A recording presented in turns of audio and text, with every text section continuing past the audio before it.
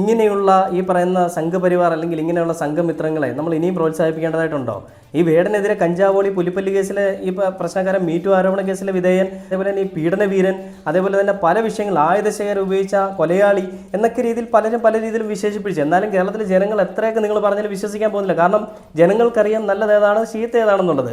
അതുകൊണ്ട് അവരെ നിങ്ങളത് അധികം പറഞ്ഞ് പഠിപ്പിക്കാനോ അല്ല അവരിലേക്ക് ഇങ്ങനെ പറയുന്ന ഈ സാധനം ഇടിച്ചേൽപ്പിക്കാനോ ഒരു കാര്യം ഒരു തവണയിൽ കൂടുതൽ പറഞ്ഞു കഴിഞ്ഞാൽ ആളുകൾ വിശ്വസിക്കുമെന്ന് വിചാരിച്ചുകൊണ്ടായിരിക്കും ഇവർ പറയുന്ന പ്രസ്താവനയായിട്ട് വരുന്നത്.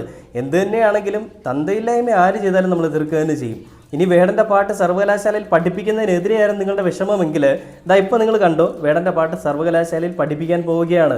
ഒരുപാട് കുട്ടികൾ പഠിക്കും, ഒരുപാട് കുട്ടികൾ വേടൻ ആരായിരുന്നെന്നറിയും, വേടനിൽ കൂടി നിങ്ങൾ ചെയ്ത കൊള്ളരുതായ്മകൾ എന്തായിരുന്നെന്നറിയും, വേടനെതിരെ നിങ്ങൾ അഴിച്ചുവിട്ട അക്രമങ്ങൾ ഏത് രീതിയിലായിരുന്നു എന്നറിയും, അതിനെ വേടൻ ഏത് രീതിയിലാണ് പ്രിവെൻറ്റ് ചെയ്തത് അല്ലെങ്കിൽ വേടൻ ഏത് രീതിയിലാണ് അതിനെയൊക്കെ തട്ടിക്കളഞ്ഞതെന്നുള്ളത് പിള്ളേർ പഠിക്കും. അങ്ങനെ